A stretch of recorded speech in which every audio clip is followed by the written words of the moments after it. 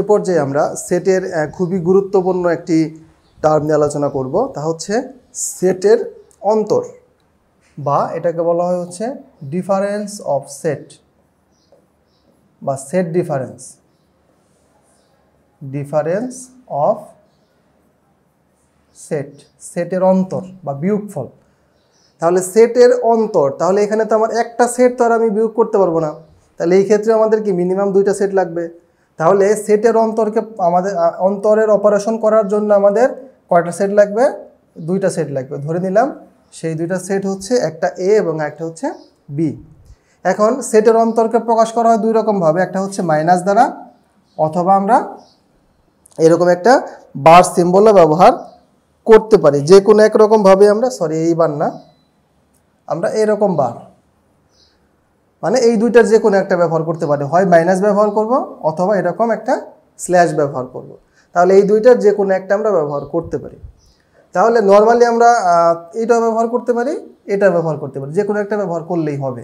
এখন আমাদের বুঝতে হবে যে সেটের অপারেশনটা, অন্তরের অপারেশনটা আসলে কিভাবে হয়, সেট ডিফারেন্স এটা আসলে কিভাবে তার অপারেশনটা করে। ধর আমি যদি এরকম বলি যে এ মাইনাস বি, মানে কি এটাই, তাহলে এর অপারেশন কিভাবে হবে? এর অপারেশনটা যেভাবে হবে সেটা হচ্ছে, একটু ভালোভাবে খেয়াল করো, যে এ সেটের যে সকল উপাদান বি সেটে আছে সেই সকল উপাদান বাদে এ সেটের, শুধুমাত্র এ সেটের বাকি উপাদানগুলো নিয়ে গঠিত যে সেট হবে তাকে আমরা বলবো সেটের অন্তর। একটু উদাহরণ দিই, তাহলে তোমাদের পক্ষে বোঝাটা সহজ হবে। মনে করো আমার এ একটা সেট, এর উপাদান হচ্ছে 1, 2, 3, 4 এবং 5। আর বি একটা সেট, এর উপাদান হচ্ছে 3 এবং 4, বা আমি আর একটু বাড়িয়ে দিই, 3, 4 এবং 6, এই কয়টা আছে।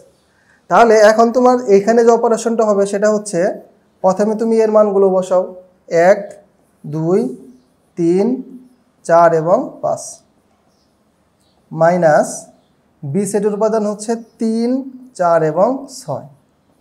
তাহলে আমি কি বলেছিলাম, যে এ সেটের যে সকল উপাদানগুলো বি সেটে আছে, এ সেটের যে সকল উপাদানগুলো বি সেটে আছে তা বাদে এ সেটের বাকি উপাদানগুলো নিয়ে যে সেট গঠিত হবে তাকে আমরা বলবো সেটের অন্তর বা সেট ডিফারেন্স। তাহলে দেখো 1, এই 1টা দেখো এখানে আমরা দেখতে পাচ্ছি কি 1টা এখানে নেই, তাহলে এ সেটের যেহেতু উপাদান তাহলে 1 এখানে হবে। 2টাও এখানে মিসিং আছে, তাহলে 2 এখানে হবে। 3, এখানেও 3 আছে, এখানেও 3 আছে। একই জিনিস থাকলে প্রথম সেটের যে সকল সদস্য দ্বিতীয় সেটে আছে তা আমি ব্যবহার করতে পারবো না, তাহলে 3 ব্যবহার করা যাবে না। 4ও কি আমি ব্যবহার করতে পারবো না, কারণ 4টাও মিল আছে। এরপরে 5 তো এখানে নেই, তাহলে 5টাকে আমি এখানে ব্যবহার করতে পারবো। তাহলে এই সেটের জন্য এ মাইনাস বি এর উত্তর হচ্ছে 1, 2 এবং 5। 6টা আমি কেন কাউন্টে নিয়ে আসবো না, কারণ আমি সবসময় হিসাব করব হচ্ছে প্রথম সেটের সাপেক্ষে। সবসময় মাথায় রাখতে হবে, যখনই আমি সেটের অন্তর নিয়ে আসবো তখন আমার বি পরের যে সেটটা আছে সেটা আমার কোনো মাথা ব্যথা না। আমি সবসময় খেয়াল করব হচ্ছে এই প্রথম যে সেটটা আছে সেই সকল সেটের কোন কোন সদস্য পরের সেটে আছে, সেটা বাদে বাকি যে আনকমন জিনিসগুলো আছে সেটা নিয়ে আমি একটা সেট গঠন করে ফেলবো।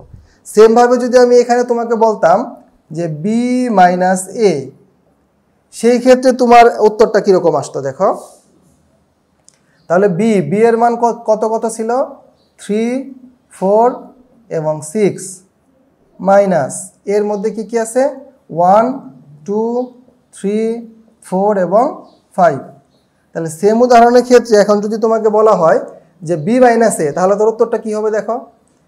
এখানে আমরা 1, 2 এটা আমরা হিসাব করবো না, আমরা সবসময় হিসাব করবো হচ্ছে শুধুমাত্র প্রথম সেটের ক্ষেত্রে। তাহলে দেখো 3 এখানে মিল আছে, তাহলে 3টাকে আমরা নিতে পারবো না। 4ও মিল আছে। 1, 2 আমাদের কোনো বিষয় না, আমরা দেখবো হচ্ছে বি সেট থেকে শুরু করব। তাহলে 3 মিল আছে, 4 মিল আছে, এটাকে আমরা নিতে পারবো না। 5 আমাদের কাউন্টে আমরা নিয়ে আসবো না, কারণ শুধুমাত্র বি সেটটাকে আমরা হিসাব করব।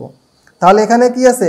6 দেখো এখানে নাই, তাহলে আমরা শুধুমাত্র এর উত্তর হবে হচ্ছে 6।